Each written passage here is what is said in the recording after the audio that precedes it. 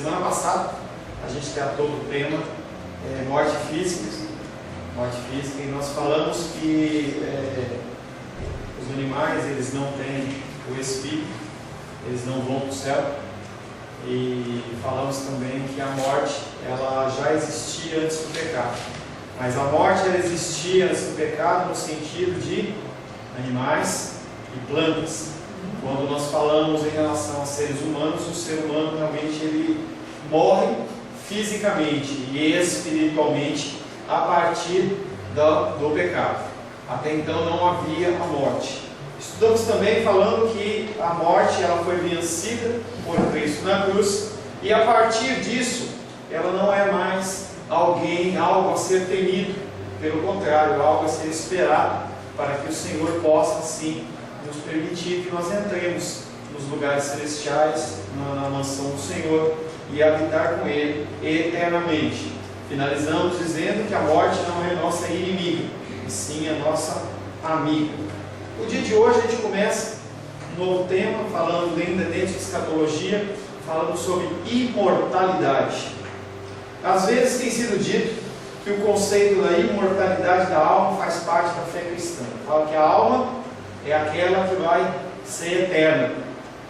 Isso foi verdadeiro, especialmente no século XVIII, o século em que onde apareceu o iluminismo, que era um entendimento que o homem ele tinha uma luz interior, ele tinha um brilho, e ele anteriormente, na época em que o cristianismo ele era mais forte, digamos assim, o ser humano não construiu nada. Então, no iluminismo, eles começaram a criar essa ideia de que a imortalidade da alma, a saber que após a morte do corpo, a alma simplesmente desconecta do corpo e ela vai para um lugar. E isso, apesar de ser um conceito muito conhecido, ele não é um conceito bíblico. Apesar de passear nos meios cristãos, esse pensamento de que a alma ela sai do corpo e o corpo ele deixa de existir, não serve para mais nada.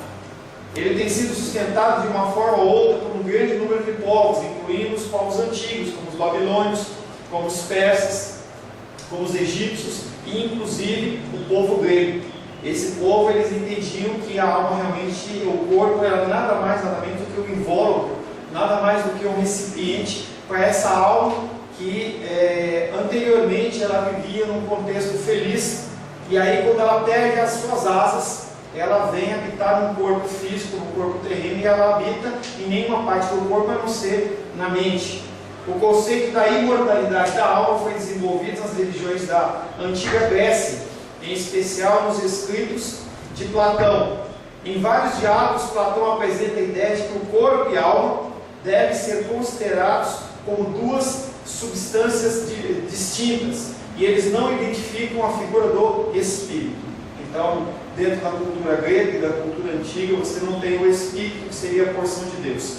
Você tem apenas o corpo físico e a alma, que seria uma parcela que tem a sua personalidade, o seu jeito, os seus pensamentos.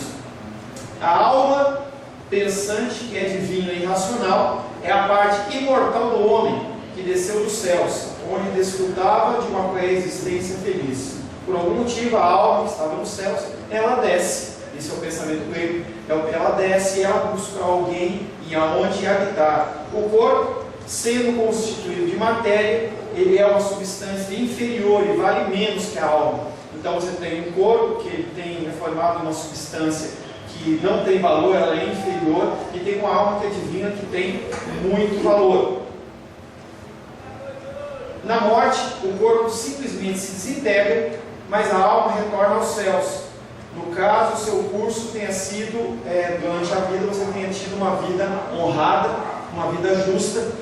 Caso contrário, ela reaparece novamente no animal, em algum ser, em outro homem, mas a alma em si mesma ela é indestrutível. E aí começa-se o conceito da reencarnação.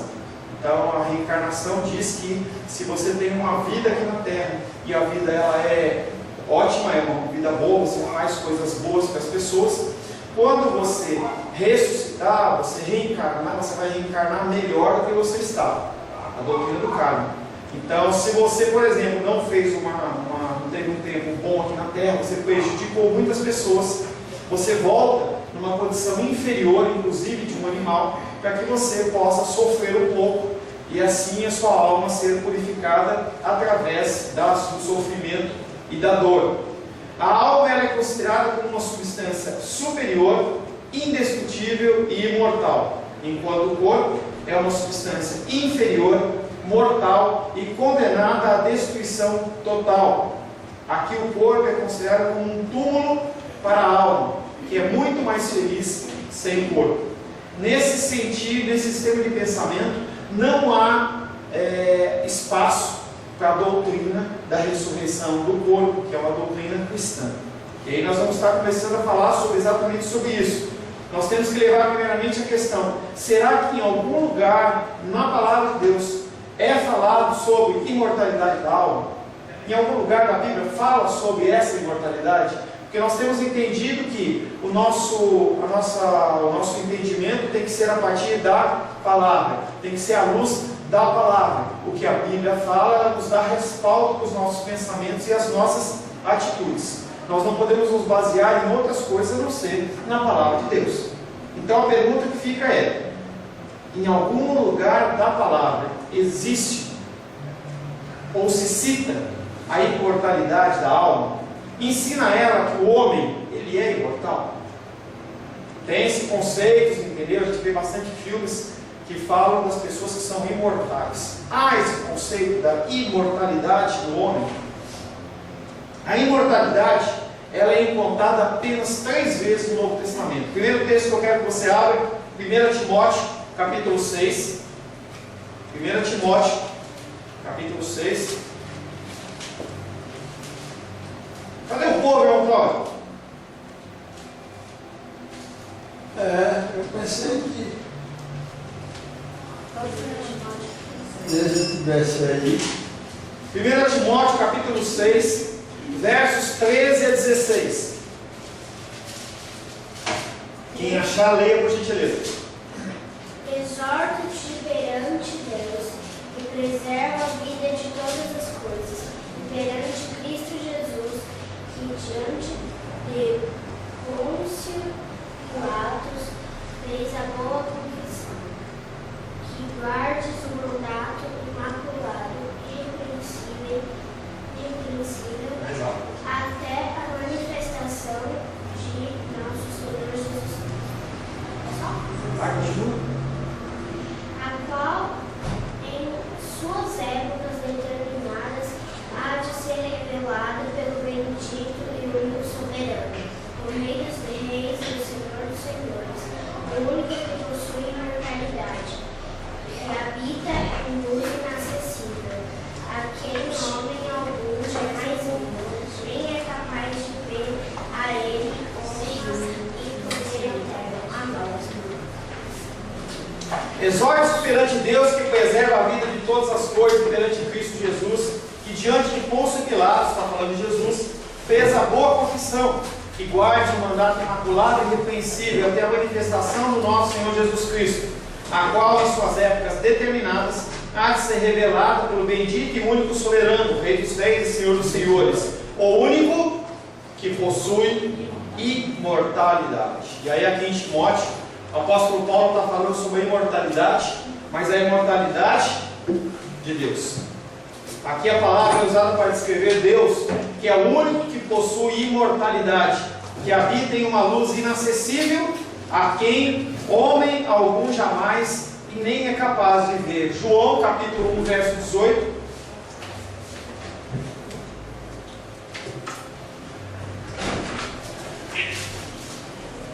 João capítulo 1, verso 18.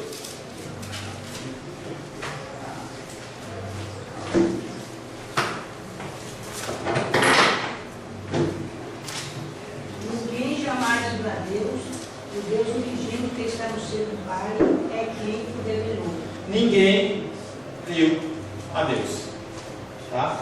Então esse primeiro texto que nós falamos sobre imortalidade, ele não se refere ao homem, mas se refere a Deus, Deus como imortal.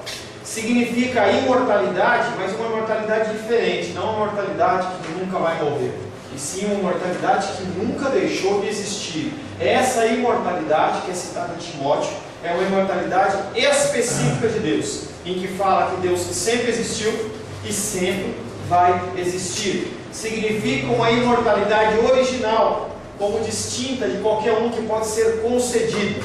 Nessa passagem, Paulo ensina que Deus, como fonte da vida, é a origem de todas as outras imortalidades. Nesse sentido, somente Deus tem imortalidade. Nesse sentido de imortalidade, somente Deus tem. Nós, em algum momento, nós vamos deixar de existir, as coisas vão deixar de existir, mas Deus, Ele sempre existiu e sempre vai existir. Quando Ele se apresenta a Moisés, Ele se apresenta como o Eu Sou. Ele não é o Eu Era, não é o É, e nem o que é, como é que é? E eu nem vou ser, mas Ele fala Eu Sou. Em qualquer tempo Ele é, tá? Nesse sentido, somente Deus tem a imortalidade. Outros recebem imortalidade e possuem apenas na dependência dele. Como Deus tem vida em si mesmo, abre aí João 5, verso 26. A dependência e a existência de Deus não depende de ninguém. João 5, verso 26. Pode ler? Pode. Porque assim como o Pai tem vida em si mesmo, também concedeu ao Filho ter vida em si mesmo. Assim, Ele tem a imortalidade nele mesmo. Então as pessoas, a gente vê bastante, tem visto bastante série na televisão, em que eles tentam falar sobre a teoria do Big Bang, e não é o nosso foco. Não tem como nós discutirmos teoria do Big Bang a partir de uma estrela que explodiu, e aí as coisas vão se encaixando como um quebra-cabeça de 1 bilhão de peças, e a coisa vai encaixando. Nós temos crido que quem criou todas as coisas é Deus, porque Ele já existe antes de todas as coisas existirem.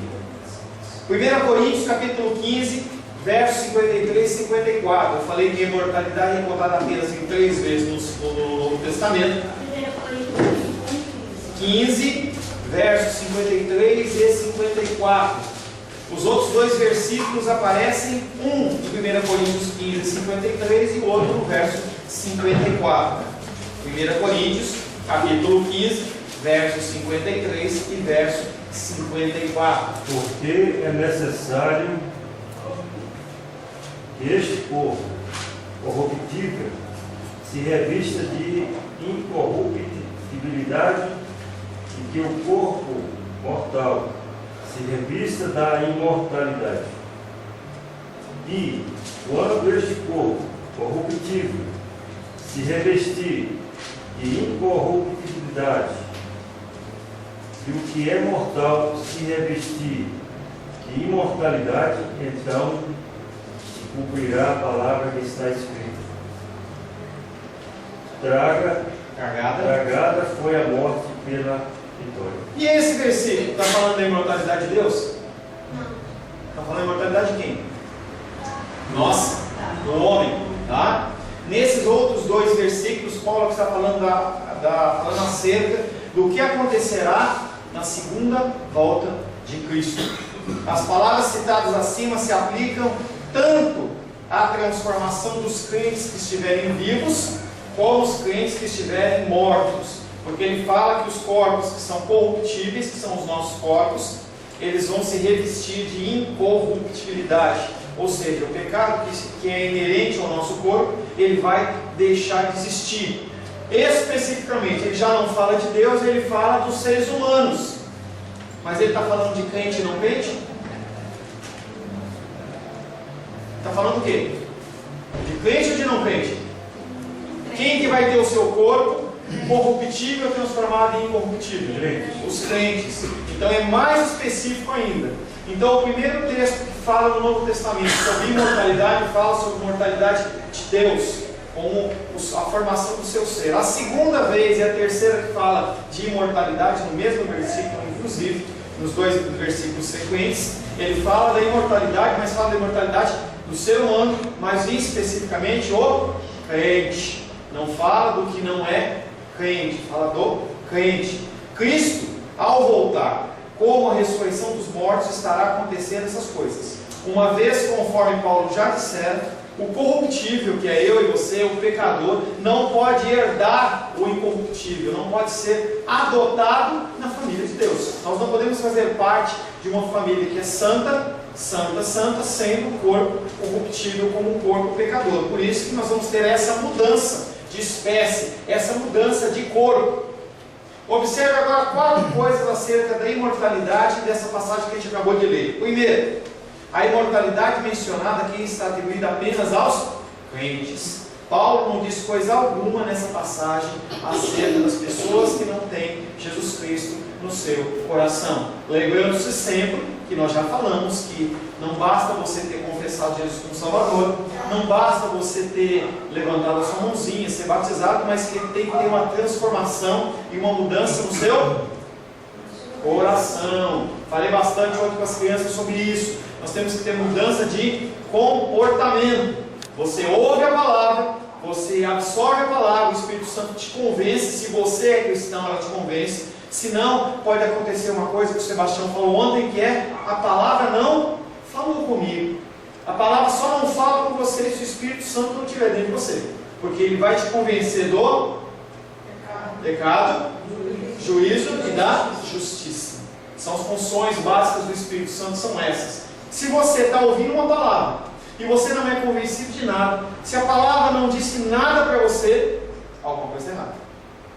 Alguma coisa está errada. Segunda coisa, esta imortalidade é um dom que devemos receber no futuro. Você não é imortal hoje.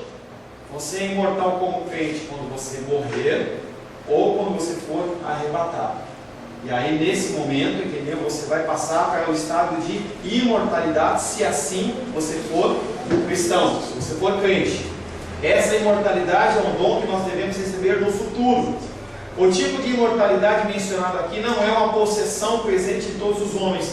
Não são todos os homens que vão ser salvos. Não são todos os nossos parentes, nossos amigos, por mais que você fale que eles vão ser salvos. Nem mesmo de todos os crentes, mas uma possessão que ocorrerá, uma palavra que você não conhece, mas que eu vou explicar agora. Mas uma possessão que ocorrerá na parousia. Quem sabe o que é parousia? Parousia é o nome teológico que se refere à segunda volta de Cristo. Então, se você ouvir parousia ou você ouvir segunda volta de Cristo, é a mesma coisa. Terceira coisa que tem que ser falada: a imortalidade descrita nessa passagem não é uma característica apenas da alma. Ele falou do quê? Que o corpo, ele que era corruptível, ele vai deixar de ser corruptível para ser incorruptível. Então esse pensamento de que apenas a alma volta para Deus, ele é um pensamento que não é bíblico. Nós estamos já inserindo aqui o corpo também. Essa imortalidade descrita nessa passagem não é uma característica apenas da alma, mas da pessoa como um ser inteiro. Nós não somos um ser divisível. Nós, apesar de termos corpo físico, alma, que seria a nossa personalidade, e espírito que está em Deus em nós não podemos ser divididos. Tudo isso continua ligado. Nós somos unicistas. Nós não temos esse pensamento que as coisas elas podem ser separadas, tá? Mas a coisa inteira. Se houver alguma ênfase, aqui ela não está sobre a alma, ela está sobre o corpo. Mas quando se fala sobre a totalidade. Uma vez que a passagem fala da ressurreição do corpo, aqui não se faz ideia e não se cita imortalidade apenas da alma. Há uma outra palavra, além da palavra imortalidade, que tem esse sentido, que ocorre 7 vezes no Novo Testamento. Romanos capítulo 2, verso 7.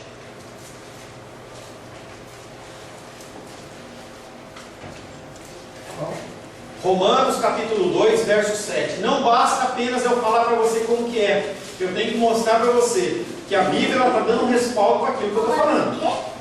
2, verso 7. A vida eterna aos que, perseverando em fazer o bem, procuram a glória, honra e incorruptibilidade. Está aí falando, usando a imortalidade, usando uma outra palavra chamada incorruptibilidade. A vida eterna aos que, perseverando em fazer o bem, procuram glória e honra e incorruptibilidade. Você, a partir do momento que você é cristão, você se converte, você é uma nova pessoa, como eu já falei, você procura fazer o bem, fazer o que é correto. Não porque é inerente, não porque você tem vontade, não porque você é capaz, e sim porque o Senhor, Ele gera isso no teu coração, o sentido de fazer, o sentido de doar, o sentido de ajudar, e com esse procedimento você caminha em direção à incorruptibilidade.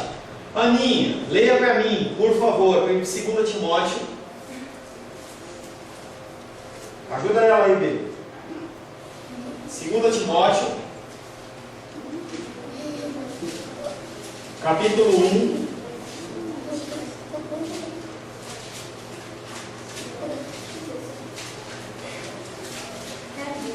Não choramos? Capítulo 1. Verso 10. E manifestada agora pelo aparecimento de nosso Salvador, Cristo Jesus, o qual não só destruiu a morte, como trouxe a luz a vida e a imortalidade. Mediante Essa palavra era usada para afirmar que Cristo trouxe através da sua vida, apenas através da sua vida, a vida para mim e para vocês e a imortalidade. Então esses dois textos, eles falam de coisas sobre a imortalidade também. Em 1 Coríntios capítulo 15, abre aí, 1 Coríntios capítulo 15, nós vamos ler três pedaços de versículos. O 1 Coríntios capítulo 15, verso 42. Vamos falar de ressurreição também. Calma aí, só um minutinho. 1 Coríntios. Espera só um minuto, irmão Paulo, deixa o pessoal achar, só um minutinho. Espera aí. 1 Coríntios 15, verso 42. Pois assim também é a ressurreição dos mortos. Semeia-se o corpo na corrupção, ressuscita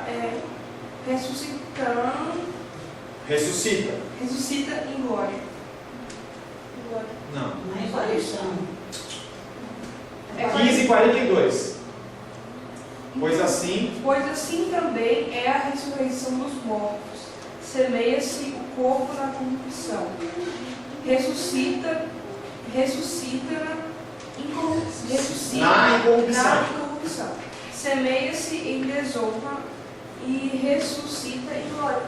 Não, você pulou um pedaço, agora você leu inteiro. Não, Ele leu inteiro? leu inteiro. Então eu que vejo. É usada para comunicar o fato de que o corpo, embora semeado em corrupção, ele é ressuscitado em incorrupção. Novamente ele fala a mesma informação da corrupção e a incorrupção. 1 Coríntios 15, 50. Isto afirma, irmãos, que a carne e o sangue não podem herdar o reino de Deus, nem a corrupção herdar a incorrupção. Mais uma vez, a mesma informação. 1 Coríntios capítulo 15, versos 53 e 54. Porque é necessário. Pode? Porque é necessário que este corpo corruptível se revista da incorruptibilidade e que o corpo mortal se revista da imortalidade. E quando este corpo corruptível se revestir da incorruptibilidade e o que é mortal se revestir da imortalidade, então se cumprirá a palavra que está escrita: tragada foi a morte pelo fogo. Então, você vê que mais uma vez nós vemos mais 3 textos em 1 Coríntios 15, que é o grande capítulo que o apóstolo Paulo fala sobre ressurreição, e nenhuma das vezes fala sobre alma. Também ele é usado, essa palavra é usada para descrever Deus. Romanos 1, 23. Romanos capítulo 1, verso 23.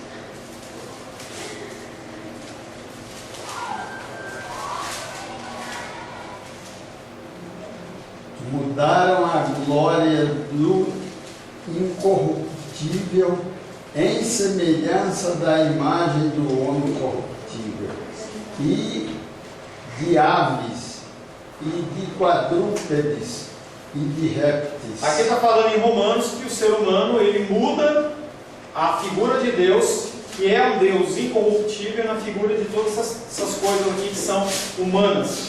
Outra referência que fala sobre imortalidade a partir da descrição de Deus, 1 Timóteo 1,17.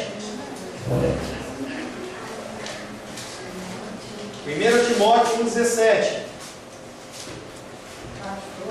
Oi, meu amor. Depois disso, muito bem, esses 10 minutos, tá? Então vamos falar antes. O que acontece é que o ser humano, ele tem a figura de Deus como um Deus perfeito e incorruptível, a qual ninguém viu. Nós lemos um pouquinho antes da senhora chegar, que João fala que ninguém viu a Deus. Mas o ser humano, ele tem a necessidade de ter coisas que ele pode pegar. Então o que ele faz? Em vez de ele adorar esse Deus invisível, eles adoram seres que são, no caso aqui ele está falando sobre mudaram a glória de Deus incorruptível em semelhança da imagem do homem. Primeiro, imagens. Tá? No segundo momento, ele fala de aves, quadrúpedes e répteis. Por exemplo, na Índia, eles adoram a vaca. Adoram o elefante também, é um animal sagrado. Então, se pega a figura de um Deus que é incorruptível e se leva essa divindade para dentro de Deus, que é um ser que ninguém viu, para coisas que são menores, são animais que são criaturas. Então, isso é uma falha do homem, tá? E um detalhe Deus ele não se importa com isso. Se você quer adorar o bezerro, se você quer adorar a vaca, se você quer adorar os peixes, ele deixa. Se você ler o capítulo de Romanos, capítulo 1 primeiro, você vai ver que aqui também fala, na sequência do ser humano, que ele muda a sua sexualidade. Ele que tinha sido feito para ser ou homem ou mulher, ele começa essa bagunça toda que a gente vê hoje. E aí Deus fala que você quer, então vai. Ele entrega as pessoas aos seus próprios desejos. Você quer adorar a vaquinha e dizer que ela é, como lá o povo de Israel fez, você quer adorar a vaquinha dizendo que ela te salvou, tudo bem. Você acha que você consegue a salvação ou um benefício porque você pegou uma pinga e colocou numa encruzilhada? Você quer fazer? Faz. E muitas vezes Deus permite até a coisa para ver onde está o coração da pessoa. A gente tem falado bastante sobre isso. Você confia em Deus ou confia na pinga que você depositou numa encruzilhada?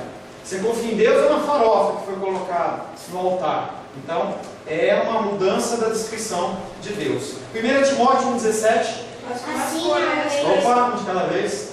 Deixa ela ler que você já lê. Vai lá, Lula. Assim é o Rei eterno, imortal e invisível, Deus único, honra e glória pelos séculos dos séculos. Amém. Então, em 1,17 está falando sobre rei, Deus como rei eterno, como rei imortal. Também é usado para descrever o nosso corpo como ressurreto. Vê, você não leu ainda, né? 1 Coríntios, não tem problema. 1 Coríntios, capítulo 15, versos 51 e 52. 1 Coríntios 15.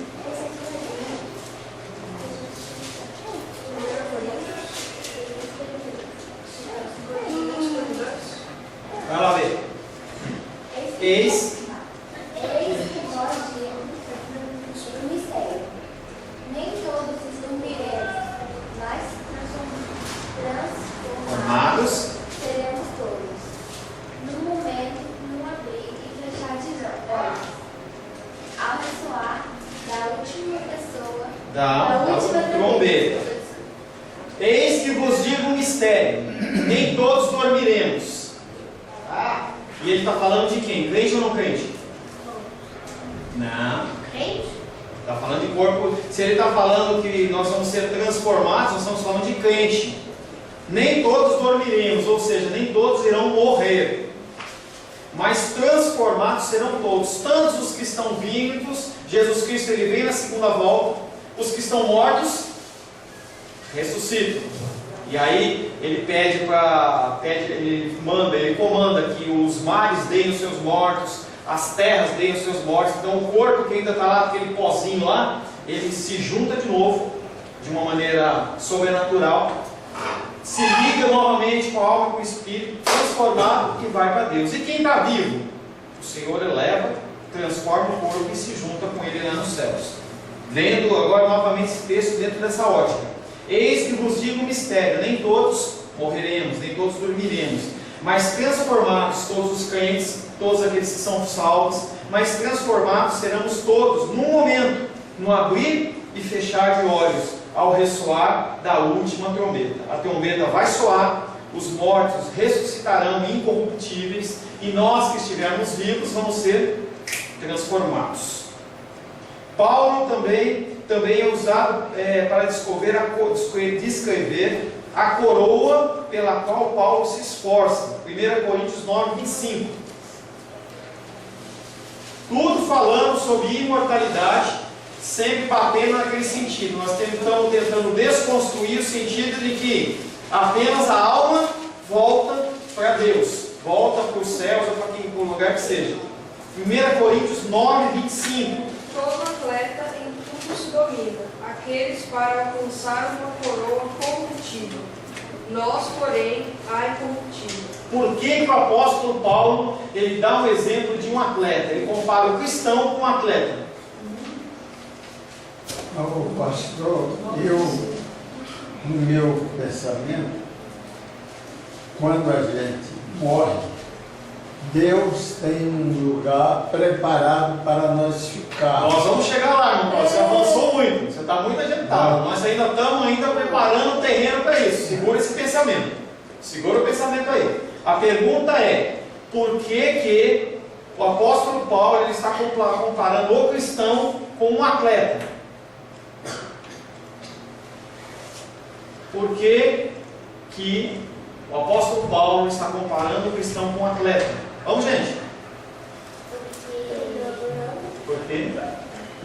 O atleta é preparado. Uma competição. Ele tem que estar preparado para aquilo. Está preparado, o que mais? Para ganhar o prêmio. Também, o que mais? O atleta, ele nasce pronto. Ele tem que fazer o quê? Treinar. Tá? E aí ele começa as competições. E aí, se você transferir isso para a nossa vida, entenda que você entra nesse treinamento, você vira um atleta quando você é salvo. E aí você começa todo um trabalho de crescimento espiritual. E aí o teu alvo, que é a linha de chegada, entendeu? Onde você vai ganhar o prêmio, que é a sua salvação final, realmente você está junto com o Senhor. Você demanda de você estar sempre se preparando, sempre fazendo exercício físico, no caso nosso, exercício espiritual. Ler a palavra, estudar a palavra, mudar o teu jeito de ser, mudando, entendeu, comportamentos. Então o atleta ele tem toda uma preparação para essa competição. E nós como cristãos temos a mesma coisa. Nós somos como um atleta. Todos os dias nós temos que estar preparados, nós temos que estar nos edificando, buscando a leitura da palavra, buscando os ensinamentos, e a partir daí vai chegar um tempo em que nós vamos realmente romper essa linha da chegada, e você rompendo isso, você vai receber o prêmio da glória eterna, que é o que o apóstolo Paulo está falando. Todo atleta em tudo se domina. Ele se prepara, ele muda a alimentação dele, ele toma uma série de cuidados, ele dorme mais cedo, ele se exercita. Mas eles alcançam, eles fazem tudo isso para buscar o quê? Uma coroa corruptível, que no caso é uma medalha, ou se tiver na Olimpíada, aquela coroinha de louros.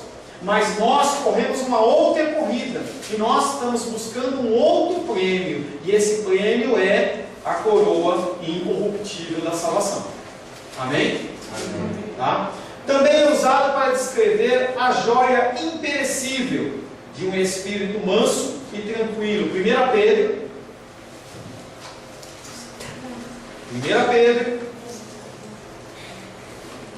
Você pode não ter lido a Bíblia durante a semana, mas hoje você vai ler bastante.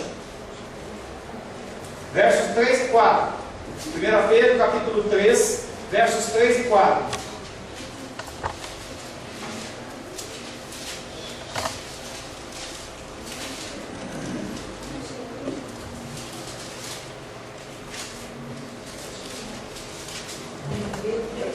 1 Pedro, capítulo 3, versos 3 e 4.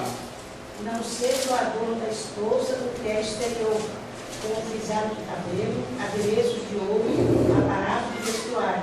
Seja, porém, o homem interior do coração, unido à incorruptibilidade, traje de um espírito manso e tranquilo, que é de grande valor diante de Deus. Tá? Por que o apóstolo Pedro ele está comparando o cristão com uma mulher, uma esposa? Por que o apóstolo Pedro está comparando o salvo, o crente, com uma esposa? Nós somos o que de Cristo? Noiva de Cristo. Tá? Nós somos a noiva de Cristo. E ele está falando assim, que não seja o adorno da esposa ou da noiva o que é exterior, como frisado de cabelos, adereços de ouro, aparato de vestuário. Ele está falando que a mulher não é para usar essas coisas? Não, querido, ele não está fazendo isso. Ele está fazendo uma comparação entre o cristão e essa noiva. Então ele está falando que o mais importante na esposa não é o exterior, é o interior. Nós temos que ser transformados no nosso interior. E as pessoas elas se fixam, a gente tem muitas denominações cristãs que estão preocupados com se o cabelo é grande, se o cabelo é pequeno, se a mulher está de calça, se está de saia, se está usando maquiagem, se não está usando maquiagem. Sendo que o mais importante não é isso. O mais importante é o interior. Eu não estou dizendo que essas denominações elas estão erradas por pedir esse tipo de coisa. Quando uma igreja ela é estabelecida, costumes e métodos são definidos. E aí você fica naquela igreja se assim você quiser ou não. Não estou falando que está errado. Entendeu? Ali, o pastor daquela denominação, ele vai dar conta para Deus do que ele tem feito, como eu vou dar conta do que eu tenho feito. Então, se você tem uma igreja que ela tem esses preceitos, você tem que seguir esses preceitos. Mas o que o apóstolo Pedro está dizendo aqui é que isso não é o mais importante. O mais importante é a sua transformação interior. E aí ele continua falando: seja, porém, o homem interior do coração unido ao incorruptível. Você tem que olhar para o que é certo, o que a palavra está dizendo que é certo, o que você teria que fazer, você tem que buscar fazer aquilo. Seja, porém, o homem interior do coração unido ao incorruptível. E aí, qual que é a vestimenta que Deus está preocupado que você vista? Um espírito manso e um espírito tranquilo, tá? Que é de grande valor diante de Deus. Então nós temos que ser mansos, como Moisés era manso. Nós temos que ser tranquilos perante as lutas e adversidades, crendo que o Senhor é aquele que está no controle de todas as coisas. E isso é um espírito manso e é um espírito tranquilo. Também ele é usado para descrever a semente imperecível da qual nós nascemos de novo. 1 Pedro capítulo 1, versos 22 e 23. 1 Pedro, capítulo 1, versos 22 e versos 23. Tendo purificado a vossa alma pela vossa obediência à verdade, tendo em vista o amor fraternal, não fingido, amai-vos de coração uns aos outros, ardentemente, pois fostes regenerados, não de semente corruptível, mas de incorruptível, mediante a palavra de Deus, a qual vive e é permanente. Tendo purificado a vossa alma, entendendo que a partir do momento em que você é salvo, você é uma nova criatura, os teus defeitos eles continuam, mas seu espírito ele é recriado, ele é novo. E aí você tem, a partir do Espírito Santo, a possibilidade de transformar. Tendo purificado a vossa alma pela vossa obediência. Deus ele não pede sacrifício seu, ele pede obediência. Obediência a quem? Ao pastor? Não. Obediência à verdade, que é a palavra de Deus. Tendo em vista o amor fraternal, o amor entre irmãos, porque ele fala que nós temos que amar a Deus e ao próximo. Então isso chama-se amor fraternal, e esse amor não pode ser fingido. Amai-vos de todo o coração, uns aos outros, ardentemente, pois fostes regenerados, não de semente corruptível. Então, ou seja, você não é mais aquele. Você não tem mais aquele espírito, você não tem mais aquele jeito de ser, você pode ser diferente. Também é usado para descrever a herança incorruptível que está guardada nos céus. 1 Pedro ainda, capítulo 1, versos 3, 4 e 5. 1 Pedro, capítulo 1, versos 3, 4 e 5. Bendito o Deus e Pai de nosso Senhor Jesus Cristo, que segundo a sua muita misericórdia nos regenerou para uma viva esperança, mediante a ressurreição de Jesus Cristo dentre os mortos, para uma herança incorruptível, sem mácula, Imarcessível, reservada nos céus para vós outros, que sois guardados pelo poder de Deus, mediante a fé, para a salvação preparada para se revelar no último tempo. nós temos uma herança que nos é separada e que ela é incorruptível. Nem olhos viram, nem os ouvidos ouviram, nem mente, nem pensamento nenhum humano pode imaginar o que está separado da gente. Então, as pessoas, voltando àquele exemplo do atleta, o atleta ele se prepara praticamente a vida inteira para poder competir, se assim conseguir uma Olimpíada. E aí depois ele, desde pequenininho, tem pessoas que começam com 4, 5, 6 anos a treinar para poder fazer uma Olimpíada aos 20 anos e tentar ganhar alguma coisa, e ele trabalha a vida inteira dele para ganhar uma medalha. E nós, como cristãos, somos convidados a trabalhar e buscar essa herança incorruptível, que é algo muito mais do que uma medalha, muito mais do que a saúde física e emocional, muito mais que os bens financeiros, aos quais que muita gente estão procurando. As pessoas estão procurando apenas as coisas materiais, e aqui o Senhor está falando que tem algo muito melhor que isso. Nesse monte de texto que a gente leu, em nenhum momento ele fala sobre ressurreição da alma. Na filosofia de Platão, ou melhor, concluímos então que as Escrituras não usam a expressão imortalidade da alma. Então, quando você ouvir alguém falando sobre imortalidade da alma como uma coisa única, só ela, isso não está na Bíblia. Tá? Quando a gente fala em imortalidade, a gente fala em imortalidade do ser como um todo. Jesus Cristo, melhor, Deus, quando fez o homem, ele falou que o homem, quando ele criou o homem e a mulher, disse que era bom. E ele fala sobre corpo, ele fala sobre alma, e ele fala sobre espírito como uma coisa só. Concluímos então que as Escrituras não usam a expressão imortalidade da alma. A palavra imortalidade, nesse sentido, é apenas usada a Deus, a existência total do homem na hora da ressurreição, e as coisas tais como a coroa incorruptível que nós vamos receber, e a semente incorruptível é para o corpo como um ser único e não apenas para a alma. Na filosofia de Platão, por exemplo, a alma é considerada indestrutível, porque ela faz parte de uma realidade superior do corpo. Nós já falamos isso.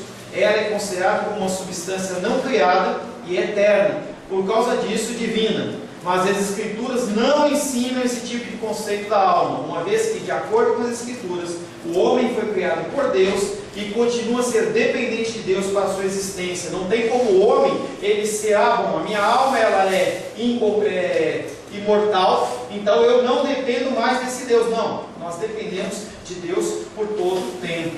Tá?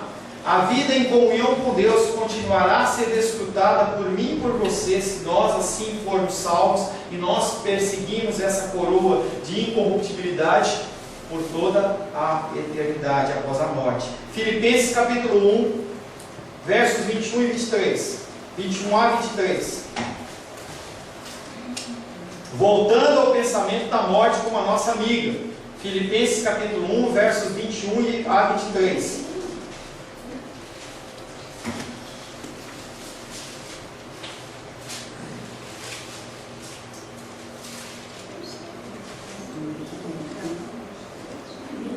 Alguém achou? Filipenses capítulo 1, versos 21, 22 e 23. Se achou, Lê? Porque para mim o viver é Cristo e o morrer é ganho. Mas se o viver na carne me der fruto da minha obra, não sei então o que devo escolher. Mas de ambos os lados estou em aperto, tendo desejo de partir e estar com Cristo, porque isto é ainda muito melhor. O apóstolo Paulo está numa situação que ele não sabe se ele morre, não que ele tenha controle sobre a morte dele, ele está numa situação que ele não sabe se ele morre ou se ele continua. Ele está vendo que o trabalho dele está dando fruto, ele está vendo que o que ele fala está gerando novas igrejas, novas pessoas. E ele também sabe que se ele morrer, ele vai viver com Cristo. E ele está nessa dúvida: o que eu faço? Eu morro ou eu vivo? 2 Coríntios capítulo 5, verso 8 diz o seguinte: entretanto, estamos em plena confiança, preferindo deixar o corpo e habitar com o Senhor. E ele novamente, em outro texto, que não os Filipenses, agora em Coríntios, ele fala sobre essa dificuldade de se manter vivo. É esse tipo de existência após a morte que as Escrituras nos apresentam como estado a ser esperado. Eles ensinam que, mesmo aqueles que não têm esta vida verdadeiramente espiritual, eles, os gregos, aqueles que têm outros ensinamentos, mesmo aqueles que não têm essa vida verdadeiramente espiritual, continuarão a existir após a morte. Sua existência continuada, entretanto, não será uma existência feliz, mas de tormento e angústia. E aí a gente entra nos que não crentes. O que vai acontecer com aqueles que não são cristãos? Eles morrem também. Na vinda do Senhor Jesus, na segunda vinda, vai haver um julgamento. E eles vão passar por um tempo também, mas não um tempo de alegria. Um tempo de tristeza, um tempo de angústia e um tempo de tormento. 2 Pedro 2,9. Assim sabe o Senhor livrar da... Eu estou com o texto errado aqui. Eu vou ler só o texto sem o versículo, porque o texto está errado. Vós, porém, sois raça eleita, sacerdócio real, nação santa, povo de propriedade exclusiva de Deus, a fim de proclamar as virtudes daqueles que vos chamou das trevas para a maravilhosa luz. Lucas capítulo 16, versos 23 e 25. Eu vou ler para ser mais rápido. Lucas capítulo 16, versos 23 e 25. No inferno, estando em tormentos, levantou os olhos e viu ao longe Abraão e Lázaro no seu seio. Disse também, porém, a Abraão: filho, lembra-te de que recebeste os teus bens em sua vida, e Lázaro igualmente os males. Agora, porém, aqui ele está consolado, tu em tormentos. Infelizmente não vai dar tempo de acabar. E aqui ele está falando que as pessoas que não são os cristãos, aqueles que não têm Jesus Cristo no coração, eles vão também ter uma vida eterna, mas uma vida eterna continuando na corruptibilidade, no julgamento eterno e no inferno. Que nós possamos buscar ao Senhor, para que o Senhor ele possa nos levar a essa vida de incorruptibilidade, e nós possamos ter uma vida cristã não apenas de palavras, mas uma vida cristã de atos e ações. Amém? Amém.